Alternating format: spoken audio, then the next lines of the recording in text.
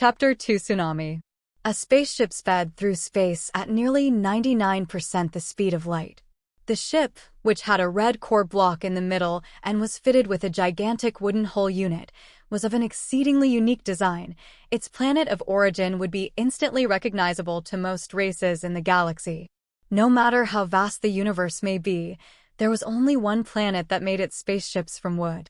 The ship's name was Kurito.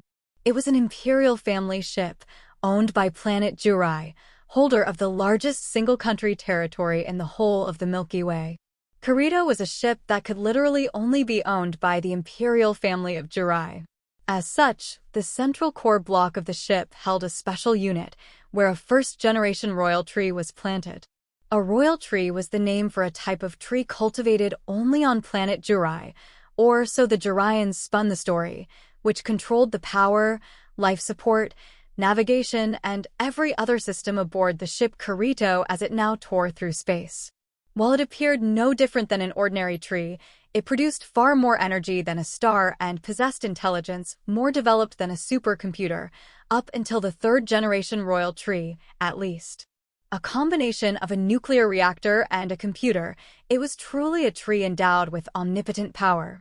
Of course, it wasn't all positive. Royal trees had a low rate of germination and were exceedingly difficult to cultivate.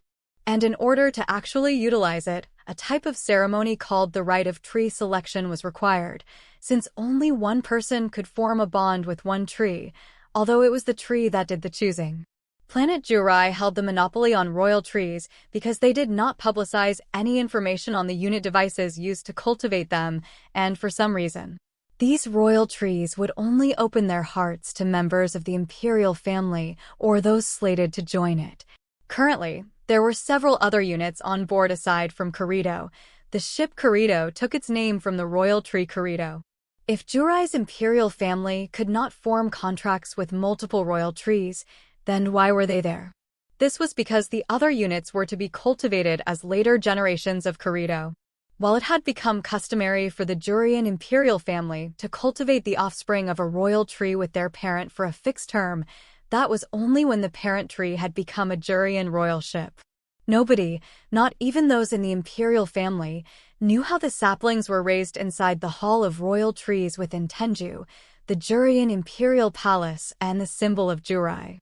Planet Jurai might have been the exclusive users of the royal trees, but even they did not fully understand them. Even so, when they grew as huge as Kurito, a first-generation tree with only 3 past masters, there was a high probability of it producing seeds that could mature into second-generation trees. For the sake of the further development of Planet Jurai, they installed a system unit that produced a special environment that encouraged seed germination and cultivation. But why was Kurito, invaluable among all Jurian ships, traveling on its own? There was a reason for that. The sole person aboard her was currently on a journey of training and self-discovery. His name was Masaki Azusa, the crown prince of the Jurian imperial family, and next in line for election as Emperor of Jurai. Damn it! On Kurito's bridge, Azusa was in a very foul mood. Grasping his master key, the symbol of his partnership with the royal tree, the jewels it was adorned with themselves made from hardened tree sap, he increased the ship's speed. While nothing changed inside the ship, the stars outside the window suddenly streaked rearward. "That's enough, sir." As the chiding voice made itself heard, the velocity indicator on the main display dropped, and a spinning ball about 10 centimeters wide appeared before Azusa. It was the miniature spherical terminal of Gigi, his chaperone and guardian unit.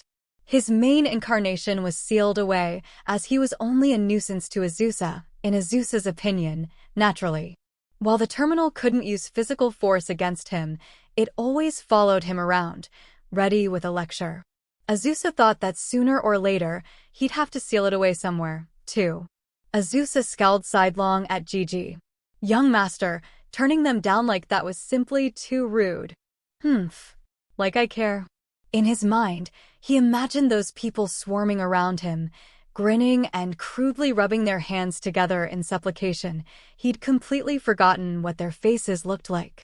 They're probably friends of that old bat. The old bat Azusa was referring to as Kamiki Sito. Her husband's name was Utsutsumi, the head of House Kamiki, one of the 4 great houses of the Jurian imperial family.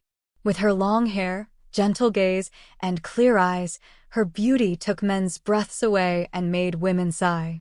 But that was only what those fortunate people who did not know her true nature thought.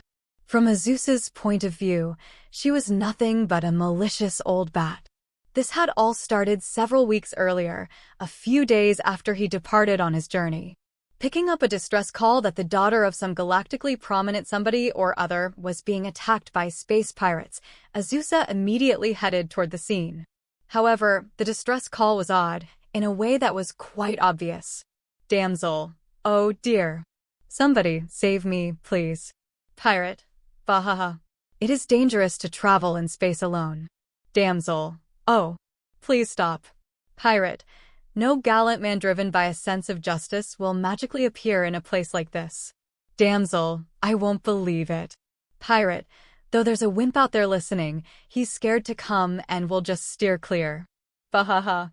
In addition to the wooden audio, the pirate pretending to attack the rich girl sent a real-time image of this, along with her profile.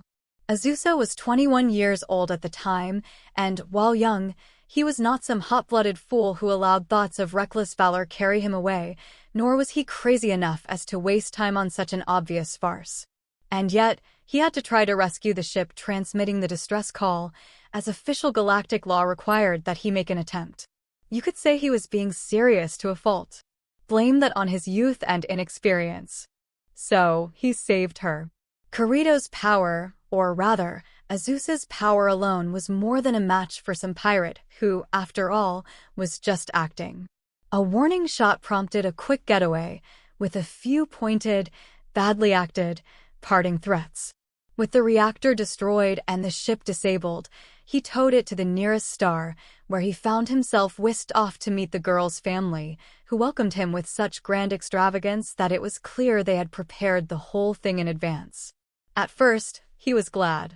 He thought of it as a sort of accident on his journey, a type of informal diplomacy. But when it kept happening every 3 days, he was at wit's end. After subtracting his detention time, Azusa would only get half a day's travel before a pirate was attacking some rich daughter. Azusa would receive a distress call, be obliged to rescue, find himself detained before he would excuse himself and make a run for it. Rinse and repeat, day after day. He disguised his ship's hull with metal, but this quickly became discovered. He tried ignoring the distress call, only to have the weeping girl curse him out. On one occasion, they even told him that it was time for today's rescue. Meanwhile, their machinations to detain him only grew more radical. They threatened him with guns, and then surrounded him with a fleet. At this point, he could not tell who the real pirates were. Their goal was to wed their daughters to Azusa, the next emperor of Jurai, which boasted both the most territory in the galaxy and the strongest military. Becoming relatives would mean a huge rise in status for their nation and their family. For most royalty and titled nobility, marrying into Jurai meant getting the golden ticket. Officially, the only people permitted to have a royal tree were members of the imperial family. However, Jurai granted trees of the 5th generation and beyond in strict confidence to non-Juraians, and were used as power sources on planets and colonies in early stages of settlement. Nations who were relatives of the Jurai received preferential treatment. As a result, the routine had now become rescue beautiful and desirable girls from cold-blooded pirates, then their fathers try to detain him by military force. Azusa's training journey had turned into a matchmaking tour. Don't you find it strange? Azusa asked Gigi. It is a bit unnatural. Azusa's tone grew harsh in response to Gigi's unperturbed demeanor. A bit. It's totally unnatural. Gigi, you know the rules of this journey, right? Yes. The nature of the training journey taken by the crown prince of the Jurian imperial family is such that, once he sets out, there is no obligation to report your whereabouts to even the Jurian emperor himself. In the event he is caught up in any trouble, even the most mortal of peril, they will not be notified. Right. Exactly. I change my destination on a daily basis, so why are there always girls being attacked there? It is strange, Gigi conceded. It all has to be the work of that old bat. Azusa seethed, a scowl on his face. In other words, this bat, Kamiki Sito, was somehow locating his position and passing that information along to these girls' fathers. She had even clearly set a few of them up personally. Azusa had a 3-year-old fiancé named Misaki. This adorable little girl, 18 years his junior, was the daughter of Sito, the puppet master behind Operation Arranged Marriage. So, why was Sito trying to arrange a marriage for her future son-in-law? It was not that she did not want to give up her daughter, Misaki. She did not really have any objections to this marriage. However, she felt sorry for him that he was unable, out of deference for Misaki, to associate with another woman and meet a young man's immediate needs, as the saying went. Providing a partner for her daughter's fiancé. She was doing something that was frankly none of her business, knowing full well that he did not want it.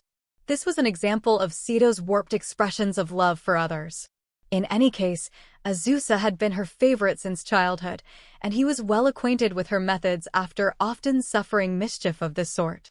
You could say he had developed a sixth sense of sorts. If Sito was involved, he somehow just knew. Rumor had it that she was subtle, but bold, ridiculous, but precise, and acerbic, but lovable. Sito, Jurai's most fearsome schemer, which she of course took as a compliment, was being so blunt. That old bat should have just told me she was arranging a marriage for me instead of coming up with something this ridiculous.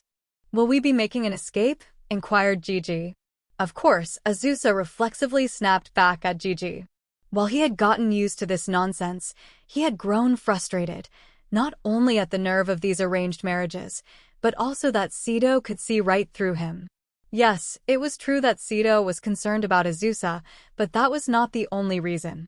Since he had begun his journey one galactic standard week ago, Azusa had tasted a heretofore unprecedented feeling of liberation.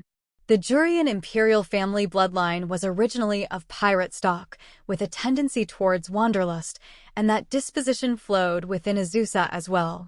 For him, especially, the splendid life and political power of the scion of the galaxy's largest territory held no appeal. Handed a ticket called freedom, and leaping out into the void of space, the hot-blooded nature of his ancestors sleeping deep within his DNA had sprung forth. Unfortunately, this tendency was strongest in those who had what it took to be the Jurian emperor.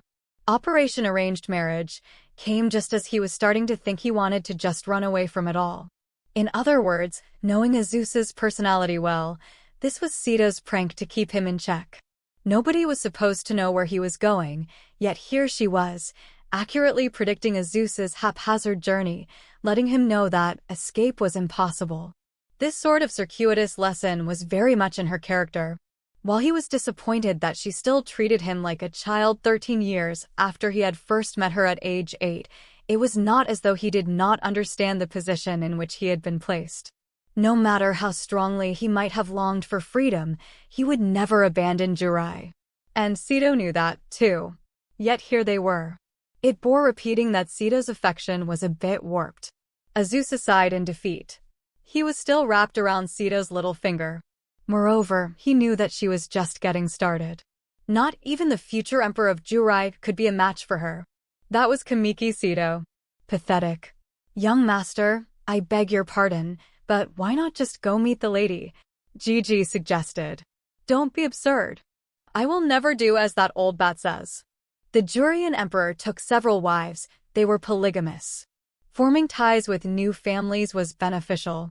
In fact, Jurai had grown to its present power through both the royal trees and its taking many wives, continuously binding other national powers by blood. In the present day, others flocked to Jurai, not the other way round. Had Azusa been so inclined, he could have chosen any number of wives. And yet he did not.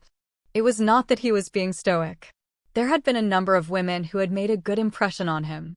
However, Azusa-chan, the voice calling to him in his heart, stayed his actions. Her elegant smile and white hair longer than her body blowing in the night breeze. Each time he became interested in anyone, he heard her voice again in his heart. Could that old bat know? Azusa wondered. No, she'd never, he said, shaking his head in denial of the doubts that seeped from his heart. And so, with his freedom guaranteed while also under complete surveillance, Azusa's journey continued. Ping, ping. An alarm chimed softly, and a Mayday message popped up on the forward panel. For crying out loud. Azusa blurted out, but who would blame him?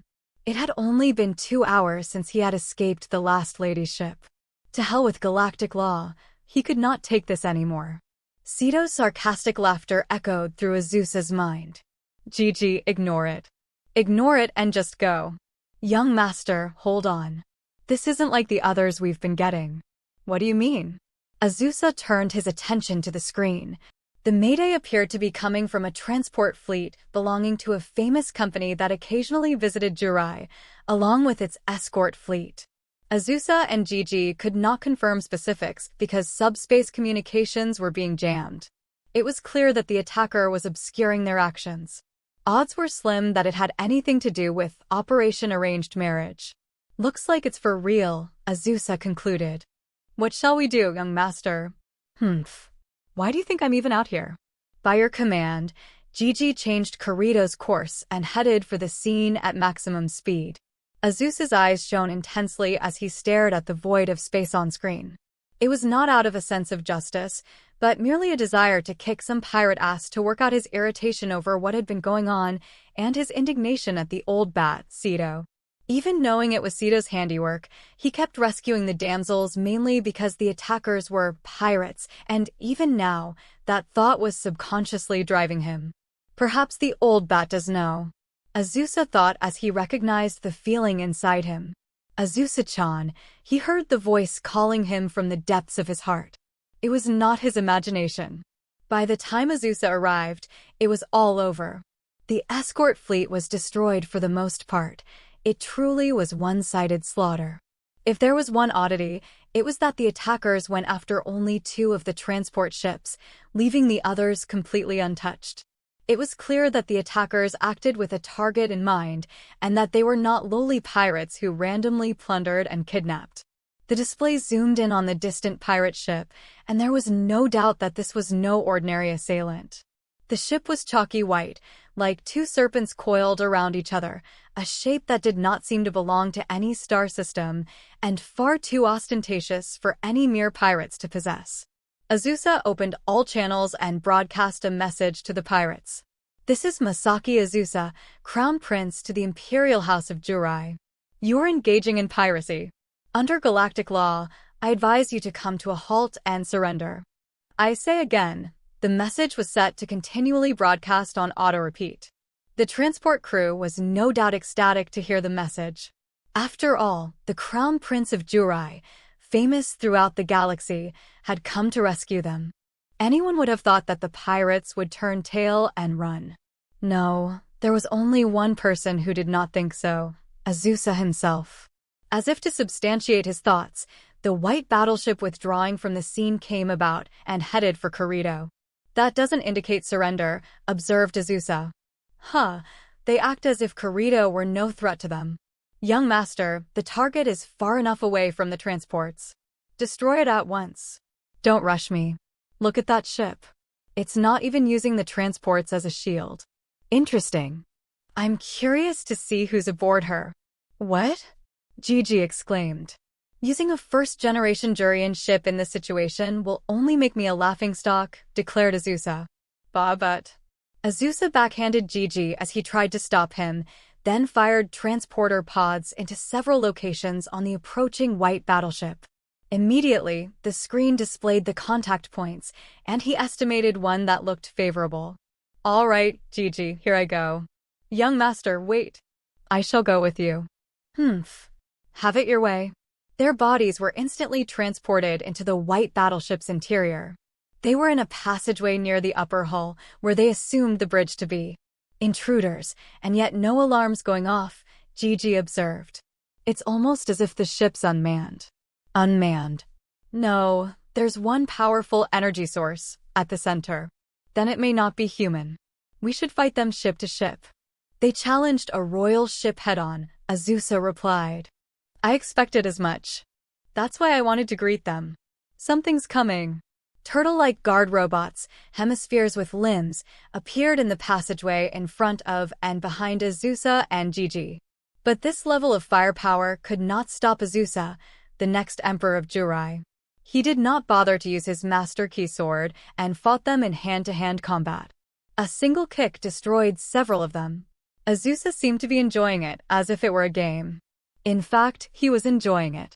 After defeating more than 200 guard robots, a subspace hole suddenly swished open in front of Azusa. "Young master, it's a trap." "I know. Seeing how they went to the trouble of inviting us, we should go." Stepping inside without any hesitation, Azusa emerged in the middle of an enormous hall, 150 square meters in size. Artistic decorations adorned the columns and walls, making it hard to believe that they were aboard a pirate battleship. Just then, they heard the delicate melody of a neural, a musical instrument similar to a pipe organ on Earth, being played nearby. The person working the keyboard withdrew his fingers and stood. His fair skin, long hair, yellow eyes behind pince-nez spectacles and outfit, similar to the dress uniform of the Galaxy Academy, the facility which gathered together the sum of cosmic knowledge, gave all the more impression of a great intelligence within. This man, who looked in no way at all like a pirate, bowed respectfully as he spoke. "Welcome to my cathedral, Azusa Dano, Imperial Crown Prince of Jurai. A welcome complete with the music of the neural I see. As thanks for your invitation, I shall receive your name." "Answer me." "That would be my honor." "My name is Kagato." "Kagato." That was definitely what he said. To think that 750 years before Masaki Tenchi fought and defeated him, Kagato had met the future emperor of Jurai in a place like this. Cautiously eyeing his surroundings, Azusa inquired of Kagato, "Still, this ship seems a bit of overkill for the piracy trade. All I seek is knowledge, and to liberate that knowledge for those who deserve it. This beautiful vessel Suja is a treasury of knowledge." "Are you saying you are not a pirate?" "No matter what your objective is, what you do can only be described as piracy under galactic law." "Based on the logic of the laws that you people use," Kagato replied. "I operate under my own laws. Even if that results in aggravated robbery?" Kagato laughed. "Imbeciles who cannot evaluate their own competence desire knowledge and would never be able to use it all. Don't you think that's a terrible waste?" He adjusted his spectacles as he spoke from the stage upon which the neural stood. "Law is that which is allowed by those who have power. So show me your laws through your power." "Have at you, then," Azusa cried, leaping at him. Unlike when he had engaged the guard robots, this time he held the handle-like master key in his right hand, from which a blade of light extended. He realized that this man called Kagato standing before him was not what he appeared to be. If he made the wrong choice, he would never be able to win. The experience and knowledge he had gained from training in the martial arts since coming to Jurai at age 10, as well as his own instincts, moved him to draw the energy blade. There was a flash. But then an invisible wall generated in front of Kagato, protecting him. "What?" Azusa was dumbfounded. The barrier deflected his mighty sword, which was unbeatable even on Jurai. Kagato's eyes glowed with an uncanny light. His right arm moved. A warning from deep inside his head raced through Azusa. Absorbing the repulsion shock into his body, he jumped back from Kagato. "Ah," said Kagato. "You're quite powerful. This should be far beyond the limits of human-based bioaugmentation. And you're able to maintain such stability while using that much power."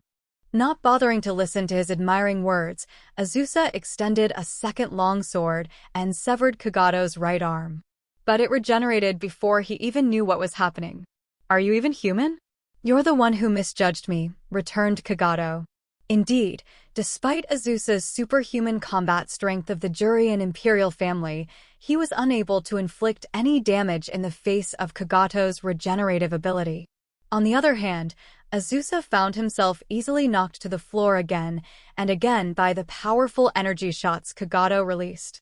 Each time, he hit the floor with a bone-rattling impact. How could Kagato be so strong? This was because Kagato's body was actually Ryoko's prototype body, into which Washu, called the greatest intellect in the galaxy, had poured everything she had. Just as Azusa had sensed, he was not human at all. Gigi flew spinning towards the wounded Azusa, calling out worried advice. Young master, any more of this will be dangerous. Call on Kirito Dano for assistance. I don't care if he's not human. Using a ship's might against flesh and blood will only bring shame upon the name of the crown prince. Azusa stood, fighting back the pain. Taking assistance from his royal tree partner would give him superhuman power. Or, rather, he could have power equivalent to the ship itself. Incidentally, when Aika fought Kagato, she was constantly calling on her royal tree, Ryuo, for assistance. Rejecting assistance was a demonstration of Azusa's determination to defeat Kagato by his own power. He grinned, and then glared at Kagato. Rejoice, Gigi. I finally feel like I'm on my training journey. He did not intend to change tactics. He would put everything he had into his sword, and then kill Kagato. He thought that was the action he would need to take as the future emperor of Jurai. No, he thought that a truly powerful man did not need a plan. That's right. Just like with that old bat when I was a child. As Azusa moved into attack, Kagato summoned a sword from his clenched fist. The mighty Azusa and silent Kagato's blades crossed without a sound. A moment later, there came the faint hiss of burning flesh. You have truly shown me the skills of the Crown Prince of Jurai, said Kagato as Azusa went down on one knee. An incinerated slash ran from his right shoulder to his left flank, not bleeding, but hurting much more than a cut. Young master, Azusa screamed, drowning out Gigi's voice, but did not fall to the ground, clutching the master key tightly as its energy sword deactivated. Through the screaming, he asked himself why he had ever come to Jurai. He thought of his father and mother. He remembered Sito's chuckling. He saw white hair waving in the night breeze. He saw a beautiful face in profile behind it. In that moment, the master key he clutched in his hand began to glow with light. The cathedral was alight with a golden glow. Kagato was astonished. A warp in space. Impossible. A pathway cannot be created within Suja's internal barrier. Young master, hurry. Azusa momentarily hesitated to leap into the pathway Kirito had created. However, if Kirito had judged the situation this dangerous, then his discontent meant nothing. I guess this shows I'm still just an amateur. Just as Azusa and Gigi vanished in the golden light, a wooden spaceship appeared in the cathedral skylight. Kagato regarded the ship. A Jurian vessel. You mean to say this was all that ship's doing? Dozens of light beams stabbed at Kirito from Kagato's battleship Suja as Azusa and Gigi returned. Suja was 37 times larger, with an overwhelming advantage, but her blasts could not put even a scratch on Kirito. The 3 wings of light Kirito had deployed to her 4 completely blocked physical, psychic, and even subspace attacks. Meanwhile, on Kirito's bridge, Azusa fought pain as he held the master key aloft with both hands, linking with the royal tree and directing Kirito to counterattack. I never expected someone like this. Azusa had assumed he was just a pirate, though formidable. There was no way for him to know that his opponent was the assistant to Washu, the scientific genius of the Galaxy Academy, with Ryoko's prototype body. On his first training journey, Azusa had encountered a being who could stand up to a Jurian vessel, lauded as the strongest. It was fate. However, concentrating power into the center of the wings of light, which were devoted exclusively to defense, the light penetrated Suja's defense field like a thin skin and landed a direct hit. The 60-meter-long sword of light pierced her, inducing an explosion. Such power. So those are the wings of light used by the ships of Jurai, renowned throughout the galaxy. The Light Hawk wings. I see. They are powerful indeed.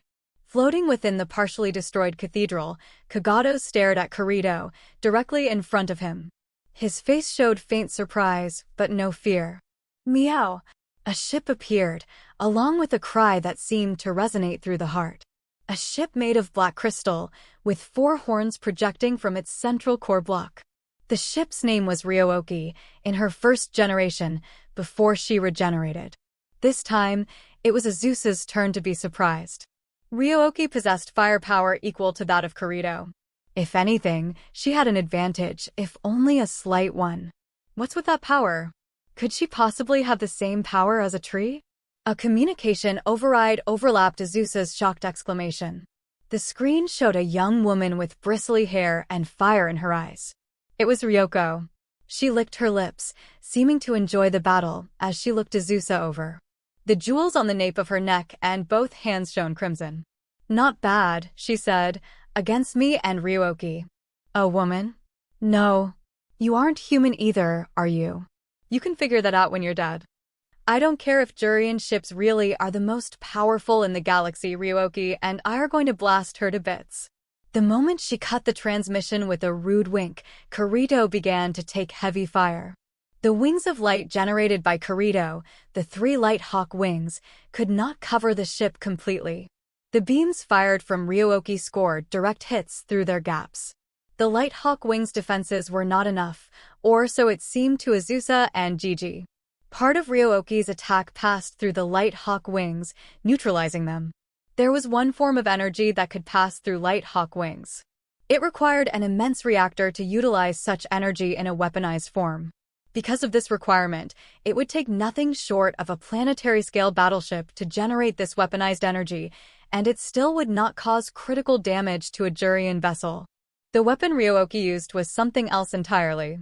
Kirito shook, her hold taking direct hits for the first time. Jurian vessels could get away with wooden hulls because they possessed Light Hawk wings, which served as both an absolute defense and offense. Of course, it was also an old tradition, but ships made of wood were the symbol of Jurian invincibility. Now, the ship composed of black crystal shattered that symbol. "It's sluggish. Damn it, from just this much damage. Young master, you cannot maintain the link with the ship in your condition.